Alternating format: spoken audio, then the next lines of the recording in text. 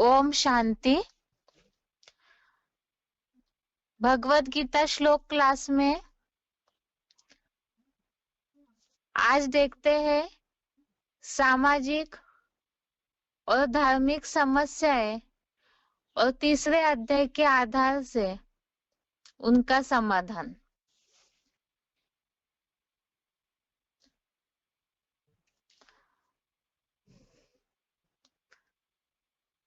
कल के क्लास में जैसे हमने देखा था,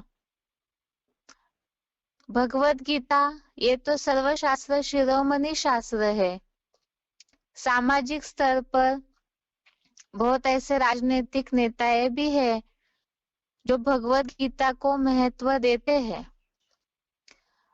लेकिन जो मिक्सचरिटी है समाज के वातावरण में, कई जगह आस्तिकता है, कई नास्तिकता है। उसके कारण ही समाज में अस्थिरता ज्यादा है और साथ में ही जो बढ़ती हुई अनैतिकता, आलस, अलबेलापन, इसके कारण ही सामाजिक पतन या समाज में जो लोग हैं, समूह है, उनके मनसा का, विचारों का पतन दिखने में आता है।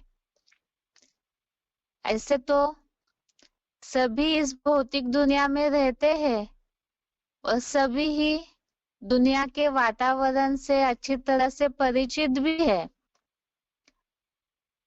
बाकी समाज के तौर पे जो अज्ञानी लोग हैं, जिन्हें भगवान के अवतरण के बारे में जानकारी नहीं है, तो कहीं ना कहीं इसी खोज में है कि आखिर समस्याओं का समाधान कैसे होगा।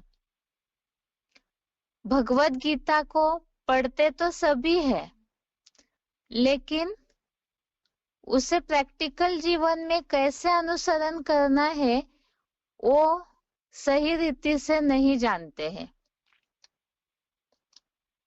मुख्य बात तो है कि समाज में जो आलस अलबेलापन दिखने में आता है, अब ये कहने से कईयों को ये प्रश्न उठ सकता है कि साइंस इतना प्रगति करते हुए दिख रहा है, नए नए इन्वेंशन हो रहे हैं, दुनिया में इतनी बिल्डिंगें बढ़ती हुई दिख रही है, इतनी कुछ प्रगति हो रही है, उसके बावजूद भी ये कैसे कहा जाए कि आलस अलबेलापन है या समाज में अस्थिरता नजर आ रही है। लेकिन इस बात को तो सभी जानते हैं, गरीब गरीब बनते जा रहे, अमीर अमीर बनते जा रहे, और आलस अलबेलापन ये इस हिसाब से बोला, भौतिक दुनिया में जितने साइंस के साधन बढ़े हैं, तो उसके चलते सुविधाएं बढ़ी तो सभी ये सोचते हैं कि रिमोट का बटन दबाते ही सब कुछ सामने आ जाए। पुराने जमाने के लोग जिस तरह मेहनत करके खाते थे, तो उस कारण वो निरोगी भी थे, तन भी स्वस्थ, तो उसके चलते मन भी स्वस्थ, अपना जीवन आराम से जीते थे। इसीलिए उस समय इतना सामाजिक अस्थिरता फिर भी नहीं थी, जो अभी इतना विकास होने पर, इतनी प्रगति होने के बावजूद भी समाज में जिस तरह ऊपर नीचे हलन चलन दिखती है। इसका मूल कारण एक तो अभी समझा, भौतिक साधनों की बढ़ोतरी, और उसके चलते सभी सोचते हैं कि बटन दबाते ही सब कुछ हमें हासिल हो जाए। साइंस इतनी सुविधाएं भी कर रहा है कि पहले की तरह लोगों को मेहनत नहीं करनी पड़ रही, इसलिए कहीं ना कहीं सामाजिक मानसिक दूरियां बढ़ रही है और सभी यही सोचते हैं कि मेहनत कुछ भी न करनी पड़े। लेकिन भगवत गीता में इस बात के लिए बोला है, एक तो तीसरे अध्याय का 8वां श्लोक है, श्लोक नंबर 8, इसमें ये बात बोली है कि दैनिक कार्य किए बिना शरीर निर्वाह भी सिद्ध नहीं होगा। ये शरीर सभी को मिला हुआ है जीवन चलाने के लिए, और प्रकृति के गुणों से तो हर मनुष्य प्रभावित रहता है, क्योंकि प्रकृति से ही ये शरीर मिला है। तो सत रज तम इन गुणों के चलते सभी को ही अनिवार्य कार्य करने पड़ते हैं। तो ये शरीर चलाना है, अनिवार्य कार्य होते ही है।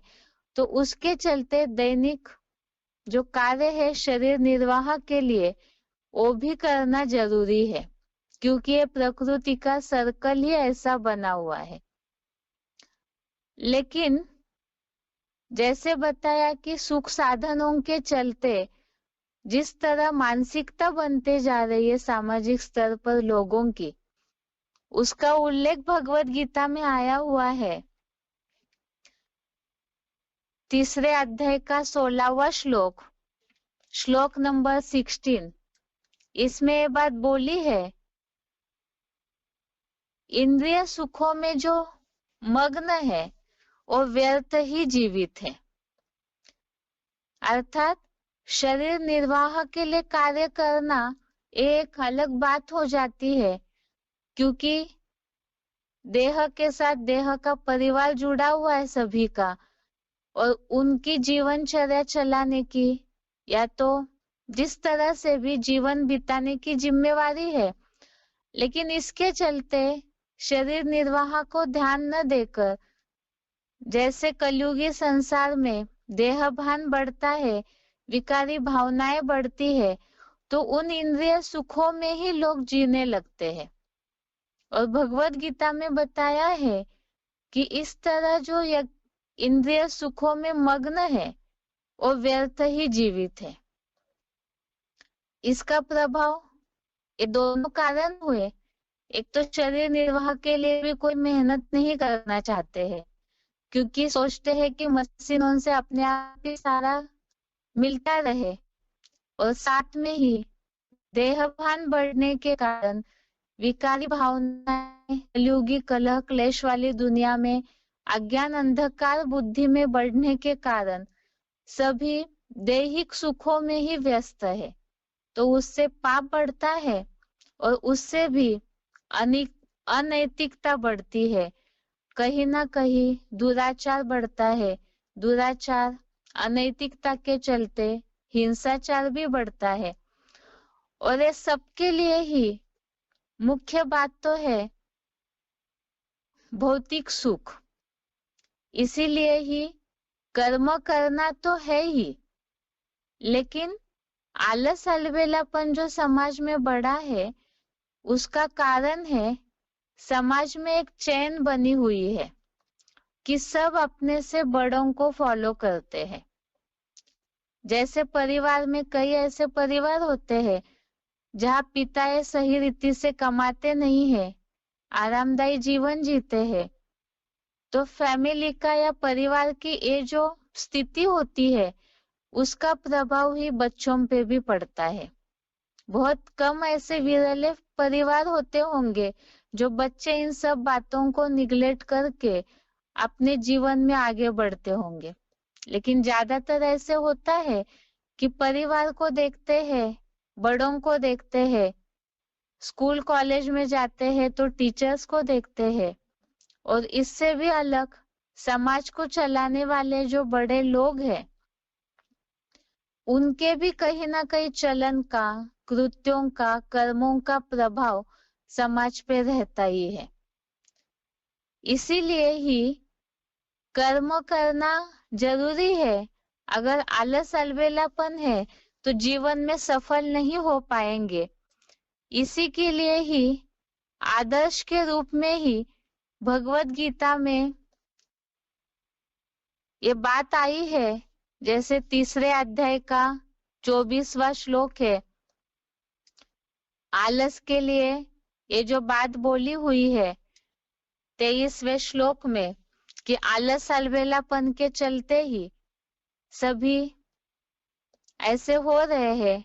लेकिन भगवान जिनको पाने के लिए कुछ भी योग्य नहीं है इस संसार में, सब कुछ प्राप्त है, तीनों लोकों का मालिक है, त्रिकालदर्शी, त्रिकाल ज्ञानी है, उसके बावजूद भी भगवान इस सृष्टि पर आकर के ही कर्मों में लगे हुए हैं। जो तीसरे अध्याय का 22, 23, 24 श्लोक है, इसमें भगवान के कर्मों का महत्व बताया है कि उन्हें कुछ चाहिए नहीं तो भी वो कर्मों में लगे हुए हैं। लेकिन मनुष्य, उनके साथ तो देह जुड़ा हुआ है, जीवन के साथ जीवन चलाने के लिए कार्य तो करने ही पड़ते हैं। अगर मनुष्य इस तरह अलबेले हो जाएंगे तो उसी के चलते ही सामाजिक अस्थिरता या समाज का जो चक्र है वो बिगड़ रहा है। क्योंकि बहुत ऐसे बड़े लोग हैं, धनवान है, तो उसके चलते जिस तरह कर्मों में ध्यान देना है वो नहीं देते हैं। साथ में और बातें उसके साथ जुड़ जाती है जो सामाजिक अस्थिरता निर्माण होती है। तीसरे अध्याय का 21वें श्लोक में इसी के लिए बात बोली हुई है कि जैसे जैसे बड़े लोग कर्म करते हैं तो उसका असर ही दूसरे अनुगामी भी करते हैं। यहाँ तो खास भगवान के लिए बताया कि भगवान इस सृष्टि पर आकर के ऐसे श्रेष्ठतम कर्म करते हैं और इसी तरह से ही समाज में भी जो बड़े लोग हैं और जैसा कर्म करेंगे उसका प्रभाव उनको जो फॉलो करने वाले हैं उन पर भी पड़ेगा। तो यह समाज का उद्धार तभी हो सकता है, एक तो शरीर निर्वाह के लिए सभी अपने कर्मों में लगे रहे, दूसरा इंद्रिय सुखों में व्यस्त होकर के जो पापाचार या दुराचार बढ़ता है, व्यर्थ ही जीवित है, अर्थात पाप कर्म बढ़ते हैं उससे, तो उससे मुक्त होंगे तो भी समाज में कहीं ना कहीं अनैतिकता रुक जाएगी। और साथ में ही बताया कि भगवान को कुछ चाहिए नहीं तो भी वो कर्मों में लगे हैं इस संसार के उद्धार के लिए, संसार में नया परिवर्तन लाने के लिए। तो इसी तरह से जो समाज के सुधारक है वो इस बात को अगर गहराई से समझते हैं तो उसका असर ही जो नीचे नीचे जो चैन जुड़ी हुई है समाज में, तो उन पे भी जरूर होगा, क्योंकि सभी बड़ों को ही देखते हैं तो उसका असर होने के कारण जरूर परिवर्तन कहीं ना कहीं होगा ही। इसके अलावा अगला है धार्मिक समस्याएं।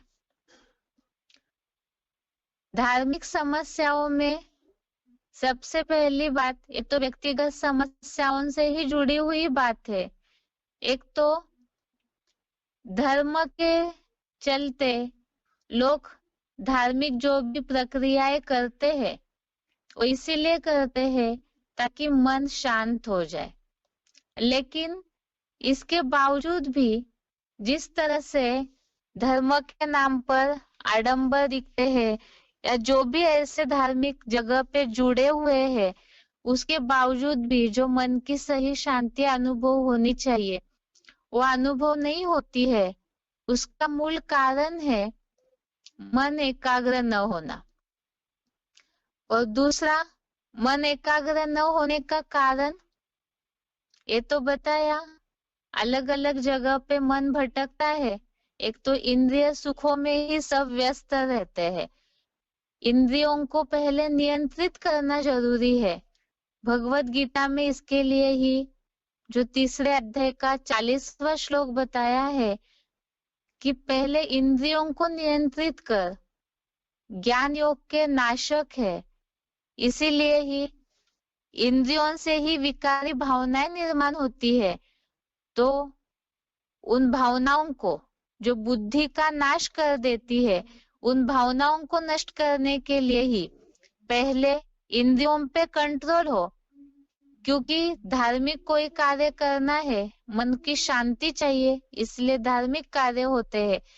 और उसके लिए जरूरी है कि पहले इंद्रियों से जो गलत कर्म करते हैं उस पर नियंत्रण हो, और उसके बाद ही जरूरी है एक जगह बुद्धि का ठिकाना नहीं है समाज में, इसीलिए क्योंकि सही भगवान की पहचान नहीं है।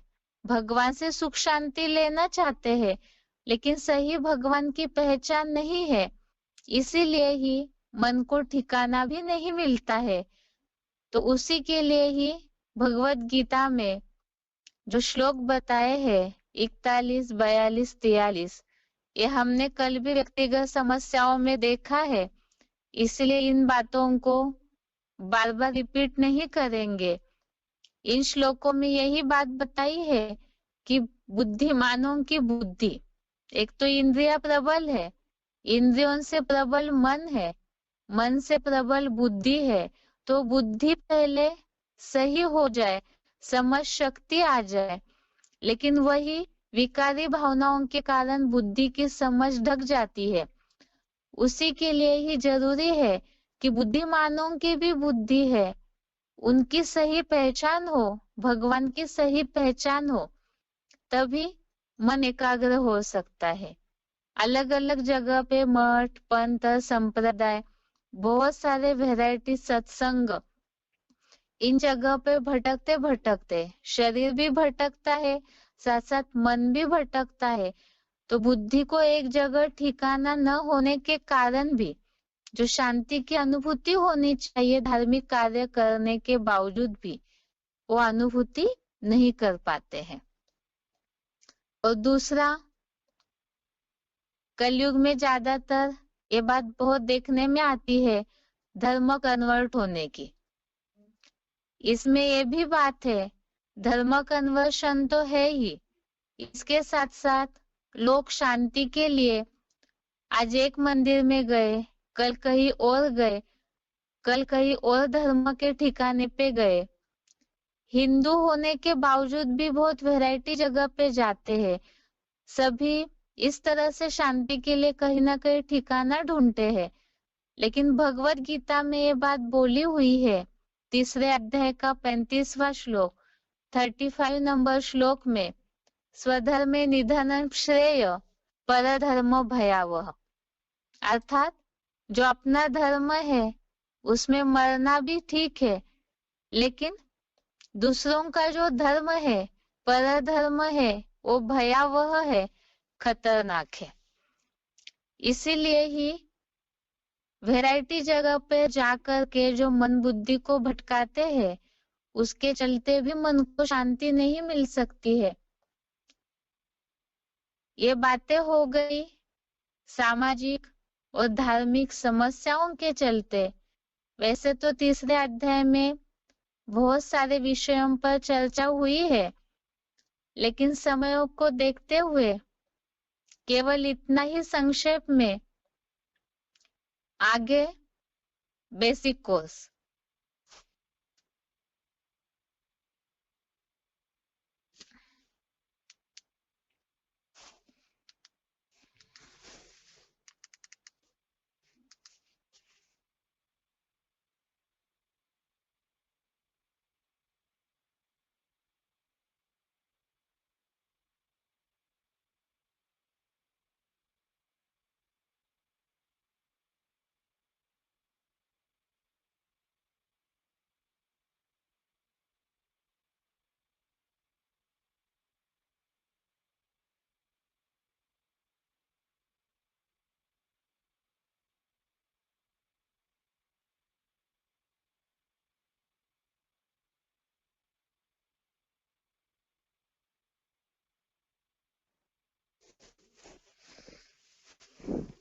बेसिक कोर्स में कल बात चल रही थी हमारी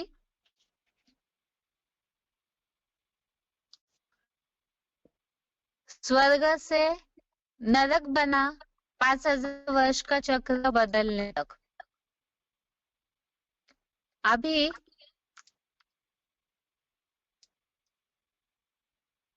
कल के क्लास में जैसे हमने देखा था कलयुग के बाद क्या होगा, इसमें खास बात है कि प्रकृति तो तामसी दुग्धाई है, और 5000 वर्ष की घड़ी में हम कहाँ तक पहुंचे हैं यह हमें जानना जरूरी है।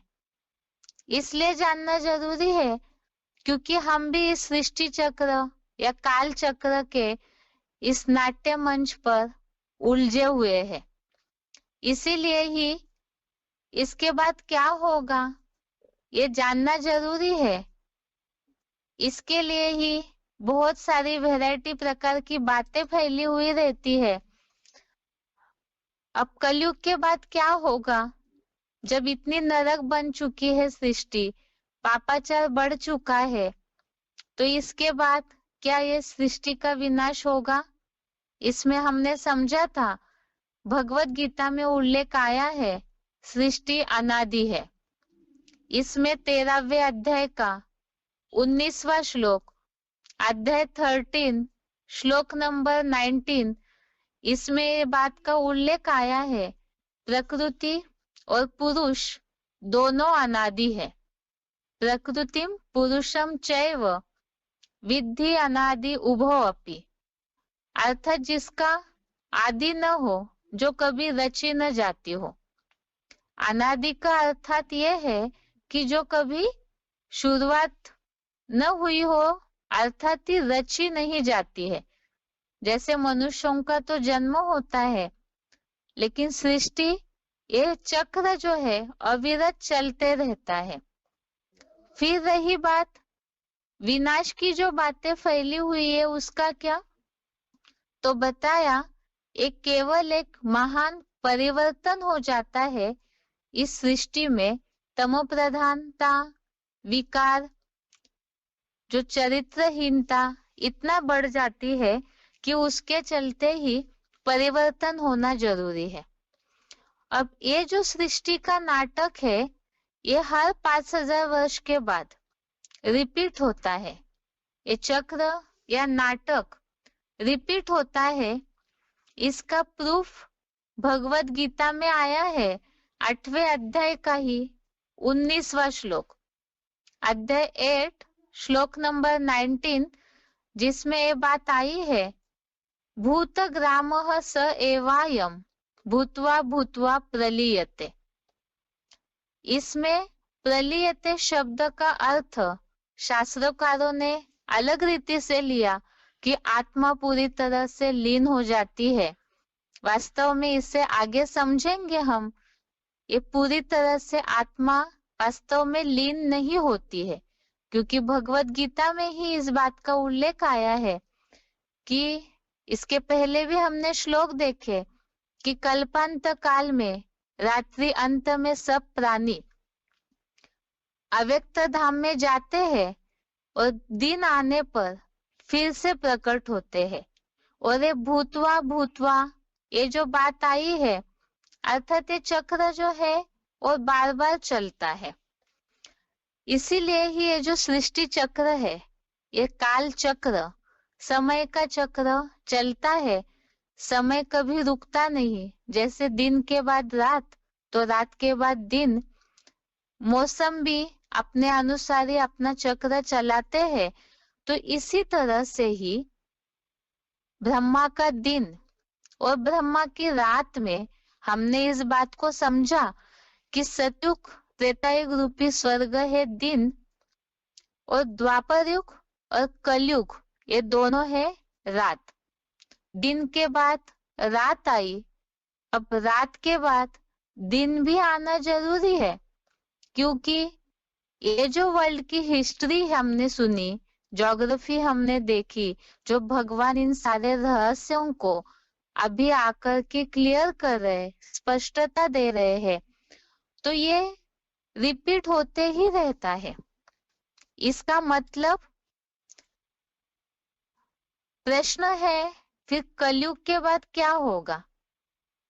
जैसे कलयुगी दुनिया तो नरक है पूरी तरह से, तो ये कलयुगी दुनिया नरक से स्वर्ग बनना जरूरी है, क्योंकि रात के बाद दिन आना जरूरी है, जैसे दिन के बाद रात आई है। अर्थात ही जो रौरव नरक है ये सृष्टि, वो बदल करके स्वर्ग होना जरूरी है। मनुष्य जो असुर समान बन गए हैं, वो देवता बनना जरूरी है। जैसे चंद्रमा के लिए हमने उदाहरण लिया था कला के समय, अमावस्या के बाद पूर्णिमा की शुरुआत हो ही जाती है। तो आत्मा की कला अर्थात आत्मा की रोशनी कलयुग अंत में आते आते जन्म मरण का चक्र के कारण और साथ ही साथ इंद्रियों से सुख भोगते भोगते मनुष्य आत्माएं नीचे गिर गई, कलाहीन हो गई, आत्मा की शक्ति क्षीण हो गई है, तो असुर बन गए हैं। अब ये रात में पहुंचे हुए असुर फिर से बदल करके जब नरक स्वर्ग बनना है तो मनुष्यों को भी असुर से रिटर्न फिर देवता भी बनना है। लेकिन ये क्यों? सृष्टि बदलने के लिए मनुष्यों को बदलना क्यों जरूरी है? सृष्टि अपने आप बदल सकती है, लेकिन इस सृष्टि चक्र का ही हिस्सा मनुष्य है। और भी जड़ जंगम जो भी पदार्थ है वो तो है ही, लेकिन इस सृष्टि या काल चक्र में जो नाट्य मंच पर पाठ बजाने वाले मनुष्य आत्माएं हैं, इनकी इसमें मुख्य भूमिका है। क्योंकि मनुष्य आत्माओं के परिवर्तन से ही सृष्टि का परिवर्तन निर्भर है। कैसे? इसे हमने कल के क्लास में भी उदाहरण के साथ समझा था। एक तो पहली बात, मनुष्य सबसे उत्कृष्ट योनि है। जितना मनुष्यों में इंद्रियों की सेंसिटिविटी रहती है, बुद्धि है मनुष्य के पास जितनी, उतना और प्राणी मात्र में इंद्रिया भले होगी लेकिन बुद्धि नहीं होती है। इस बात को तो साइंस वाले जानते हैं, आमतौर पे सभी जानते हैं। मनुष्य ही बिगड़ता है तो सृष्टि बिगड़ती है। तो इसका मतलब मनुष्य सुधर जाए तो सृष्टि भी सुधर जाएगी। इसके लिए हमने कल उदाहरण देखा था, जैसे पुराने जमाने में ऋषि मुनियों के आश्रम पे पंछियों को, प्राणियों को पालते थे साधु संत ऋषि मुनि। तो ऐसे हिंसक प्राणी और अच्छे सीधे साधे प्राणी भी, गाय, शेर और बकरी एक घाट पर पानी पीते थे, ऐसे कहा जाता है। तो इसका मतलब मनुष्यों के वाइब्रेशन का ही असर है।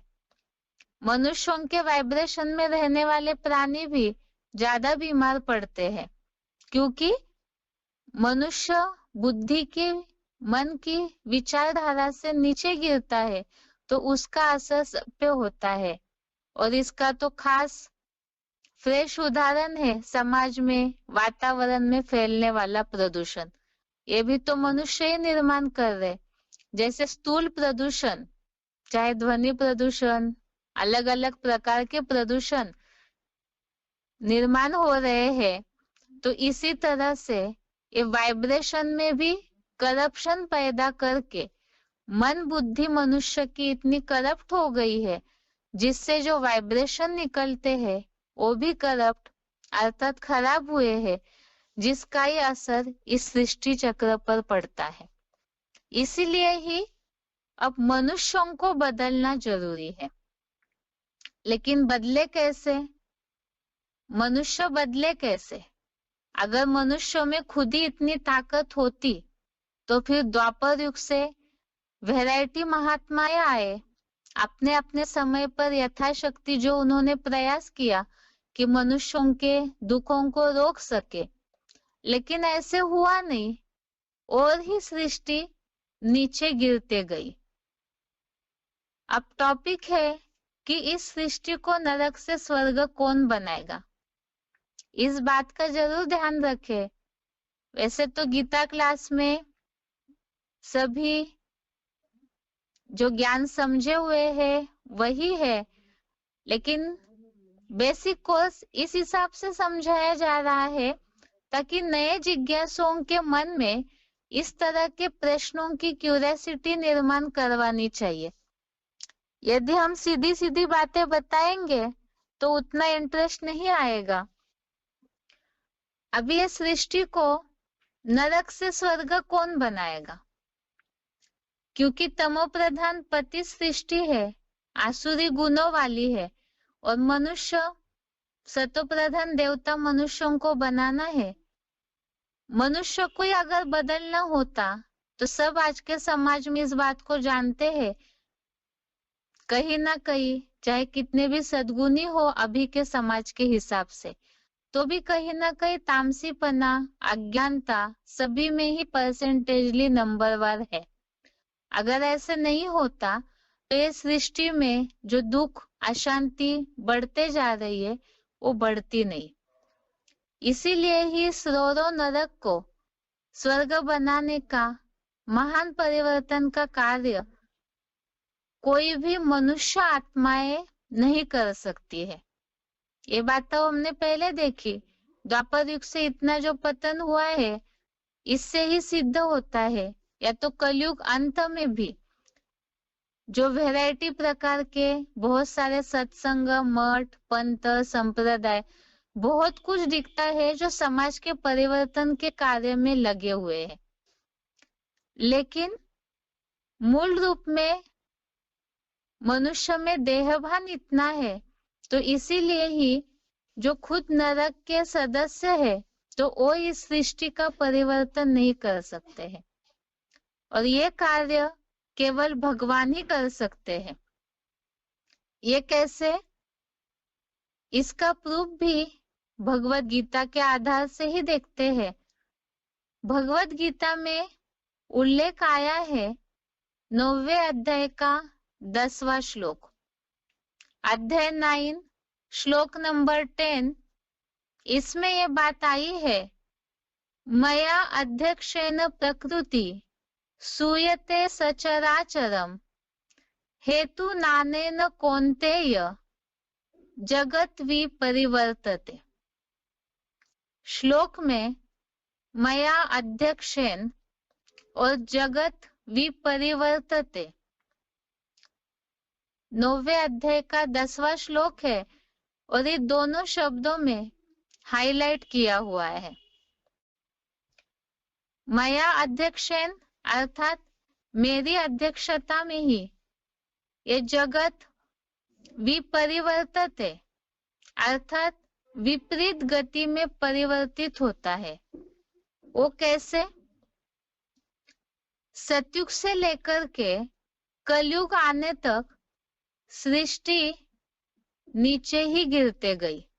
सतयुग स्वर्ग तो था, लेकिन जन्म मरण के चक्र में आते आते और द्वापर युग से तो देहभान बढ़ा, विकार बढ़े, अनेकों का संग का रंग बढ़ा, मिक्सचरिटी हो गई मत मतांतरों में।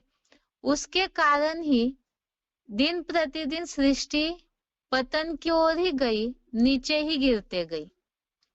अब विपरीत दिशा में परिवर्तित होना अर्थात अब तक तो उतरती कला ही होते आई, अर्थात ही विपरीत दिशा अर्थात नरक से स्वर्ग बनना है तो अब उल्टा होना है, जो गिरे हुए हैं उन्हें ऊपर चढ़ना है। और ये कार्य सभी को, जो नीचे गिरे हुए मनुष्य है उनको ऊपर चढ़ाने का, साथ में ही सृष्टि का जो तमो प्रधानता में हालत है, जर्जरीभूत हो चुकी है, उसे भी पूरी तरह से परिवर्तन करने का कार्य विपरीत दिशा में अर्थात गिरे हुए से ऊपर उठाने का कार्य, चढ़ती कला का कार्य एक भगवान ही करते हैं, जो नरक को स्वर्ग बनाते हैं। अब बहुतों को ये प्रश्न आएगा, समाज में ऐसे बहुत लोग हैं, वो ये सोचेंगे कि इतने सारे जो भक्ति के द्वारा आजकल तो बहुत सारे टीवीज में चैनल्स निकले हैं जिसमें सब जगह पे कहीं ना कहीं सत्संगों में बहुत सी बातें बताई जाती है जिससे मनुष्यों का जीवन बदल जाए। वेद, शास्त्र, भक्ति मार्ग के बहुत सारे ऐसे साहित्य है जिसमें मनुष्य जीवन के बदलाव के रास्ते बताए हुए हैं, लेकिन क्या इससे अभी तक समाज में कोई बदलाव दिख रहा है? नहीं दिख रहा है। इसी के लिए ही, क्योंकि कोई भी मनुष्य ये बात हमने बहुत बार पहले भी देखी। जन्म मरण के चक्र में आने वाले मनुष्य कोई भी ना कोई रहस्यों को सुलझा सकते हैं और ना ही इतना बड़ा जो मनुष्यों का अथाह सागर है कलयुग अंत में, तो उसमें भी परिवर्तन नहीं ला सकते हैं, क्योंकि ये केवल भगवान का ही कार्य है। जैसे कचड़े को सुखाने की क्षमता केवल सूर्य में ही होती है, तो ये रो नरक बन चुकी है सृष्टि। इसमें चारों तरफ ही विकारों की बदबू है, सब जगह वाइब्रेशन का कचड़ा ही कचड़ा है। तो ऐसी सृष्टि को केवल जो सूर्य है भगवान, भगवत गीता में भी भगवान का सूर्य के नाम से उल्लेख आया है, तो भगवान ही इस सृष्टि के कचड़े को पूरी तरह से नष्ट करके परिवर्तन कर सकते हैं। अब चलिए मान भी लिया कि भगवान ही इस सृष्टि पर ऐसा कार्य कर सकते हैं, क्योंकि समाज की हालत देख के कई जिज्ञासु फट से इस बात को स्वीकार भी कर लेंगे, मान भी लेते हैं कई लोग कि हाँ भगवान को ही ये कार्य करना पड़ता है। लेकिन वो कैसे करेंगे? कई सोचते हैं कि भगवान तो सर्वशक्तिवान है, तो वो अपने स्थान पे बैठ के ही अपना सारा कार्य कर लेंगे। लेकिन अगर ऐसे होता कि भगवान ऊपर बैठ करके ही अपने धाम में, जो कहा जाता है ऊंचा तेरा धाम ऊंचा तेरा नाम, तो वहां धाम में बैठ करके ही, अपने घर में बैठ करके ही इस सृष्टि के मनुष्यों को बदल दे, तो फिर द्वापर युग से सृष्टि गिरते गई तभी भगवान वो कार्य कर लेते।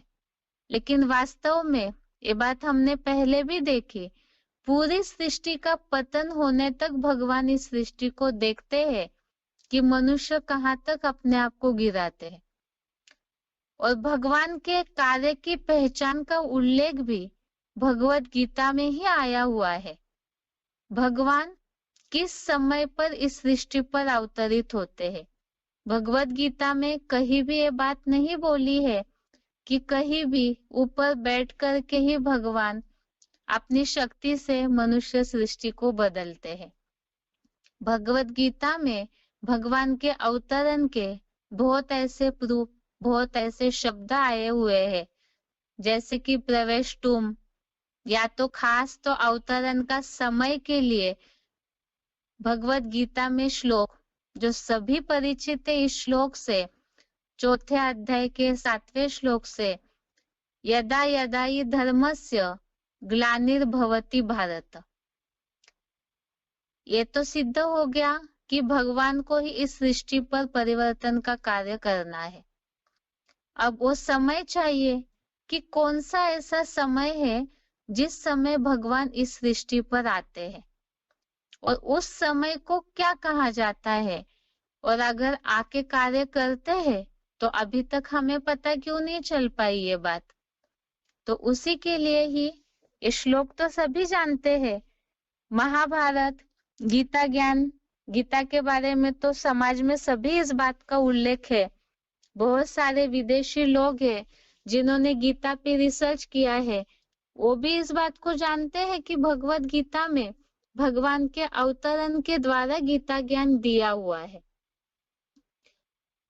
अब भगवान इस सृष्टि पर अवतरित होके क्या कार्य करते हैं, उस कार्य की पहचान और उस कार्य की आवश्यकता भी भगवत गीता में ही बताई हुई है। एक तो अभी हमने समझा यदा यदा हि धर्मस्य, अर्थात भारत जब धर्म भ्रष्ट कर्म भ्रष्ट हो जाता है, तो धर्म भ्रष्ट हुआ है वो कैसे? ये जो भी द्वापर युग से धर्म आए, जब तक केवल धर्म थे तो फिर भी थोड़ा सा सृष्टि थमी थी, लेकिन कलयुग में इन धर्मों के छेड़े निकले, उन छेड़ों के साथ साथ वैरायटी जातियां निकली, उसके साथ साथ वैरायटी मठ पंथ निकले, और ये सारे ही टाल टालिया मठ पंथों में इतनी मिक्सचरिटी हुई कि लोग ही रास्ता भटकने लगे। इतना ही नहीं, बल्कि धर्म के नाम पर आडंबर, भगवान के नाम पर धन की लूट होना जब शुरू होता है, तभी ये सृष्टि में त्राही त्राही होने लगती है। और ऐसे समय में ही भगवान सृष्टि पर दिव्य जन्म लेते हैं। भगवत गीता में ही 11वें अध्याय में इसका उल्लेख आया है, प्रवेश तुम के रूप में। अब भगवान का कार्य है, जिसके बारे में अध्याय 7 का 6वां श्लोक, अध्याय 7 श्लोक नंबर 6, इसमें इस बात का उल्लेख आया है कि भगवान इस सृष्टि पर जब धर्म भ्रष्ट हुआ भारत, तो उस समय भगवान सृष्टि पर आते हैं। तो ये समय के लिए सूचना दी कि जब ऐसे अवस्था होती है इस सृष्टि चक्र की, काल चक्र की, तो उस समय भगवान इस सृष्टि पर आते हैं और उनके कार्य की पहचान दी। भगवान ही इस जगत का उत्पत्ति करता, विनाश करता है। उत्पत्ति करता अर्थात स्थापना की ओर इशारा दिया, और विनाश करता अर्थात जो श्लोक में भी शब्द आया हुआ है भगवत गीता में, विनाशायश्च दुष्कृताम, अर्थात जो दुष्ट है उनके विनाश के लिए। तो ऐसे दुष्टता, भ्रष्टाचार, पापाचार कलयुग में ही होता है, और उसके विनाश के लिए ही भगवान इस सृष्टि पर आते हैं। अब फिर प्रश्न उठेगा कि उत्पत्ति किससे करते हैं, क्योंकि अभी हमने सृष्टि अनादि है, इस टॉपिक में इस बात को समझा। सृष्टि तो अनादि है, रची नहीं जाती है। फिर यहाँ ये बात आई, भगवान उत्पत्ति करता है, स्थापना करता है, तो ये दोनों बातों में कुछ न कुछ विरोधाभास है। लेकिन ऐसे नहीं है। वास्तव में सृष्टि जो बिगड़ जाती है, अपने मूल रूप से नीचे गिर जाती है, तो उन्हें फिर से ठीक करने का कार्य, अर्थात जो अपने स्वरूप को भूल जाते हैं मनुष्य, उन्हें उसकी पहचान दिलाकर उनके उस स्वधर्म स्वरूप में टिकाना, और ये सृष्टि जो पूरी तरह से बिगड़ चुकी है, जर्जरीभूत हुई है, उसे फिर से स्वर्ग की सृष्टि बनाने का, नए रूप में रचना करने का कार्य भगवान करते हैं। इसीलिए ही उसे उत्पत्ति करता या विनाश करता, यह भगवान का कार्य की पहचान है। अब फिर प्रश्न कि भगवान का कार्य समझ आया, समय भी समझ आया कि धर्म भ्रष्ट कर्म भ्रष्ट होती है सृष्टि, कार्य भी समझ आया, लेकिन वो स्थान भगवान आखिर कहाँ अपना कार्य करते हैं आकर, क्योंकि विश्व तो बहुत बड़ा है। उस स्थान के लिए भी बताया कि भारत भूमि पर ही भगवान का अवतरण होता है। क्यों? इसीलिए क्योंकि भारत में जितना अंतिम समय आने के बावजूद भी, कलयुग के इस त्राही होने वाले सृष्टि के बावजूद भी, भारत में ही कहीं ना कहीं आध्यात्मिकता, मिक्सचरिटी भले है, लेकिन कहीं ना कहीं आध्यात्मिकता बची रहती है।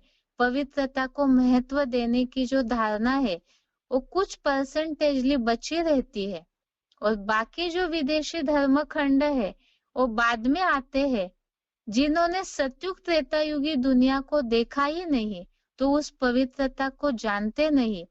इसीलिए ही भगवान जो अविनाशी धर्म खंड है भारत, उस पर अपना अवतरण करते हैं।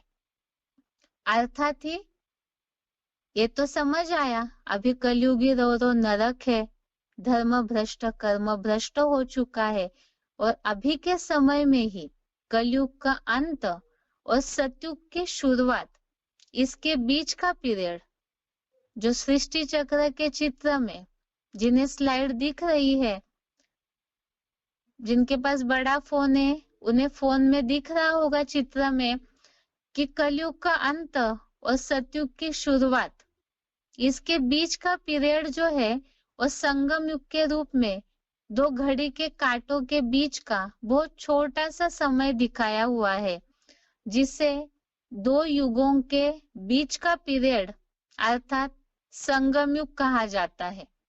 ये संगम युग ही कलयुग का अंत और सतयुग के आदि के बीच का पीरियड ये संगम युग कहा है। वैसे देखा जाए, बहुतों को ये प्रश्न उठेगा, कई ऐसे जिज्ञासु बुद्धिशाली होते हैं, ऐसे तो सतयुग त्रेता के बीच का जो पीरियड है वो भी तो संगम है, त्रेता द्वापर के बीच में भी तो दो युगों की शुरुआत का समय तो संगम ही है। लेकिन ये कलयुग का अंत और सतयुग की शुरुआत, इसके बीच के पीरियड को ही महत्व क्यों दिया जा रहा है, इसे भी आगे समझते हैं। क्योंकि ये विशेष पीरियड इसलिए है क्योंकि ये भगवान के अवतरण का, भगवान के कार्य का समय है। और युगों में सृष्टि का इतना पतन नहीं हुआ था कि भगवान को आना पड़े, इसीलिए उनका इतना महत्व भी नहीं। इस समय भगवान जो सारे सृष्टि के परिवर्तनकार है, उनके कार्य का, उनके अवतरण का समय है। और ये अमूल परिवर्तन जो बड़े रूप में सृष्टि में परिवर्तन होता है, इसीलिए ही इस समय का महत्व दिया जाता है।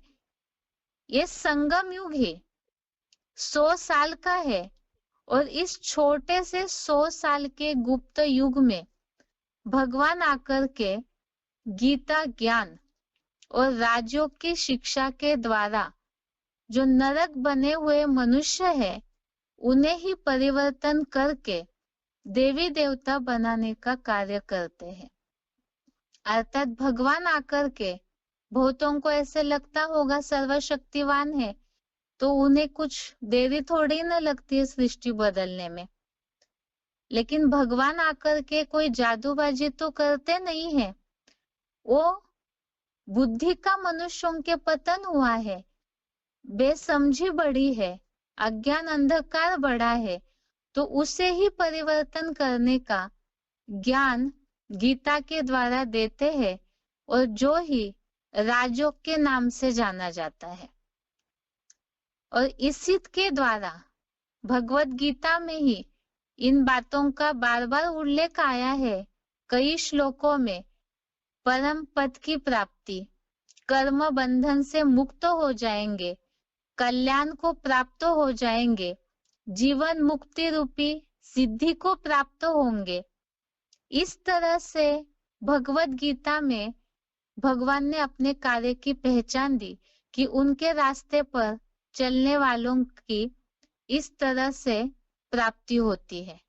और यही कार्य भगवान करते हैं, दुख दर्दों से मुक्ति और जीवन में रहते हुए भी सुख शांति की प्राप्ति, इसका अधिकार या ये प्राप्ति का कार्य भगवान इस सृष्टि पर आकर के करते हैं। अर्थात जो उनके अवतरण का समय है संगम युग, उस समय भगवान आकर के इस कार्य को करते हैं। अब ये जो संगम युग है, इसमें जो राज्यों की शिक्षा लेते हैं उनको ही क्या कहा जाता है और भगवान किन के द्वारा ये कार्य करते हैं, भगवान के लिए बताया। वास्तव में वो कोई जादू नहीं करते हैं, ना ही ऐसा कोई ऊपर से प्रेरणा वगैरह देकर के अपना कार्य करते हैं, क्योंकि सृष्टि मनुष्यों की है, शरीरधारियों की है, तो उन्हें खुद को बदलना है मनुष्यों को, तो उसे बदलने के लिए ही भगवान को भी ओरली ज्ञान सुनाना होगा। इसीलिए ही भगवान इस सृष्टि पर आकर जिनके द्वारा अपना कार्य करते हैं, वो प्रजापिता ब्रह्मा अर्थात आदि माता और आदि पिता में प्रवेश करके भगवान अपना कार्य करते हैं, जिसके लिए ही हिंदुओं में कहा जाता है त्वमेव माताश्च पिता त्वमेव। आदिनाथिनी के रूप में जैनी लोग मानते हैं, मुस्लिम लोग एडम आदम हव्वा के रूप में मानते हैं, एडम ईव के रूप में भी उनकी अंग्रेजों में मान्यता है, तो इसी तरह हर धर्म वाले उनको मानते हैं, क्योंकि सभी धर्म वालों का उद्धार आकर के भगवान करते हैं। भले ही अलग अलग धर्म वाले अलग अलग नाम रूप से भगवान को जानते हैं, लेकिन भगवान के अस्तित्व के बारे में तो सभी मानते हैं कि भगवान का अस्तित्व है। और भगवान इसी सृष्टि पर अलग अलग नामों से ही, लेकिन एक ही व्यक्तित्व के द्वारा ज्ञान सुना करके यही मनुष्यों को सबसे पहले ब्राह्मण बनाते हैं। ब्रह्मा, प्रजापिता ब्रह्मा के मुख से ज्ञान सुन करके मुख वंशावली ब्राह्मण बनाए जाते हैं। जैसे कि भगवत गीता में भी 4 वर्णों का उल्लेख आया है। इसमें ही जैसे सतयुग से कलयुग तक 4 वर्ण है, देवता, क्षत्रिय, वैश्य, शूद्र। वैसे ही संगम युग में ये जो छोटा सा गुप्त युग है, इस युग में ब्रह्मा के द्वारा जो मनुष्य अपने जीवन को बदलने का कार्य करते हैं, तो उन्हें ब्राह्मण वर्ण कहा जाता है। ये जो ब्राह्मण वर्ण है, इसके बारे में ही वैसे देखा जाए तो विराट रूप का जो चित्र शास्त्रों में दिखाया जाता है, इसमें सतयुग, त्रेता, द्वापर, कलयुग के हिसाब से जो वर्णों की रचना है, तो विराट रूप में मस्तक समान देवताएं, भुजाएं समान क्षत्रिय, पेट और जंघाओं समान वैश्य और पांव के समान शूद्र दिखाए जाते हैं। फिर ब्राह्मण वर्ण, जब संगम युग है, भगवान कार्य कर रहे हैं और इतना महान परिवर्तन का कार्य होता है, तो फिर ब्राह्मण वर्ण या इस संगम युग का उल्लेख जिस तरह से दिखने में आना है, बहुतों को ऐसे लगेगा कि भगवान इतना बड़ा कार्य कर रहे हैं, तो लोगों को अभी तक क्यों नहीं पता चल रहा है। लेकिन यही बताया कि ये भगवान का गुप्त कार्य है, जिसके बारे में बहुत से शास्त्रों में भी इस बात का वर्णन आता है, कहानियों में भी वर्णन आता है कि भगवान जब भी किसी को दर्शन देते हैं, तो कहीं ना कहीं कोई साधारण ब्राह्मण के रूप में, कोई ना कोई साधारण वेशभूषा में ही दिखने में आते।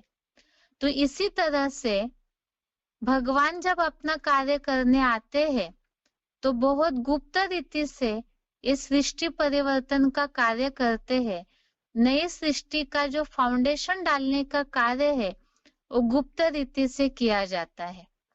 इसीलिए ये जो ब्राह्मण वर्ण है, या तो ये जो संगम युग है, ये प्रत्यक्ष रूप में तो नहीं दिख रहा है, लेकिन इसका शास्त्रों में भी वर्णन है। अब ये जो ब्राह्मण है, यही ब्राह्मण देवता बनाए जाते हैं। मनुष्य से ज्ञान सुने तो ब्राह्मण बने, ब्रह्मा मुख वंशावली बने, और यही ब्रह्मा मुख वंशावली ब्राह्मण अपने जीवन को पूरा परिवर्तन कर देवता कहलाते हैं। इसीलिए ही भक्ति मार्ग में भी ब्राह्मण सो देवता कहते हैं लोग, ब्राह्मण देव। लेकिन अभी की कलयुगी समाज में जो हमने कलयुग का वर्णन समझा कोर्स में, उसमें देखा तुलसीदास जी ने कलयुग की शुरुआत में ही ये बात बोल दी, भय वर्ण संकर सभे, अर्थात सभी मिक्सचर हो गए हैं। तो कहने के लिए तो है, लेकिन नाम के ब्राह्मण है। जिस तरह से शुद्धता, पवित्रता होनी चाहिए, जो वर्णन है ब्राह्मणों का, उस तरह से अभी कोई है नहीं। तो अभी के शरीर के हिसाब से जन्म लिए हुए जो ब्राह्मण है, वो देवता नहीं बनते हैं, लेकिन भगवान के अनुसार, ज्ञान के अनुसार जो अपना जीवन परिवर्तन करते हैं, ऐसे ब्राह्मण ही देवता बनते हैं। तो वास्तव में उनका ही भक्ति मार्गीय शास्त्रों में गायन या मान्यता है। अब आगे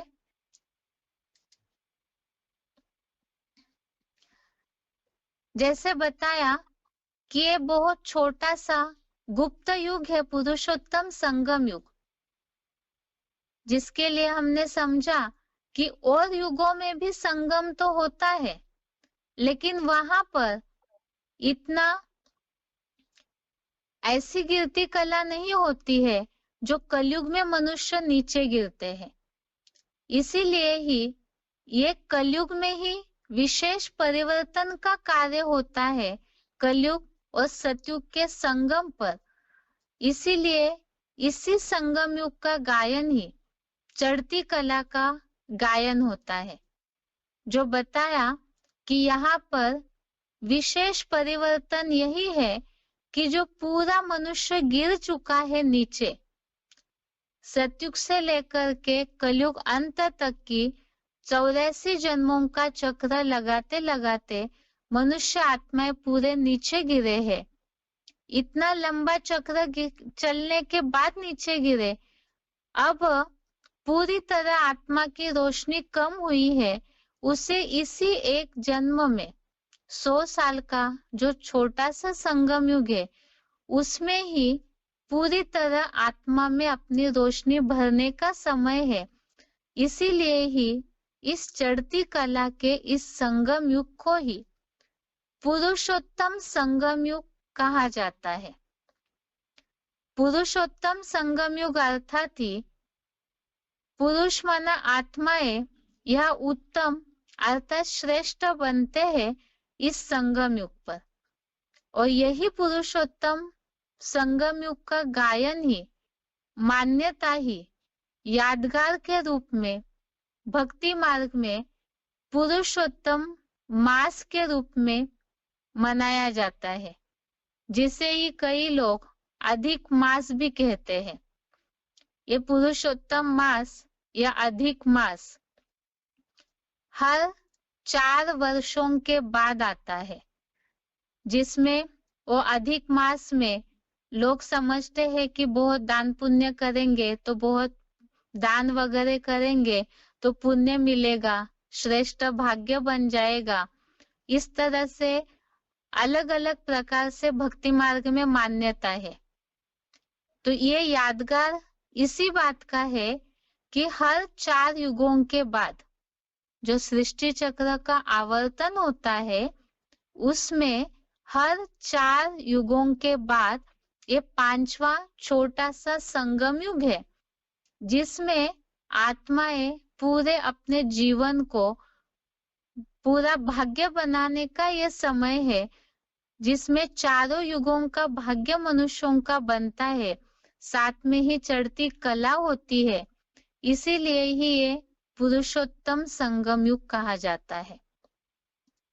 दूसरी बात, और रीति से अगर इस युग का महत्व समझना है, इस समय का महत्व समझना है, तो जैसे सतयुग सोने समान श्रेष्ठ है, त्रेता युग कलाएं 2 कम हो गई तो चांदी समान श्रेष्ठ है, द्वापर युग तांबे समान, ताम्र समान, और कलयुग लोहे के समान हो जाता है।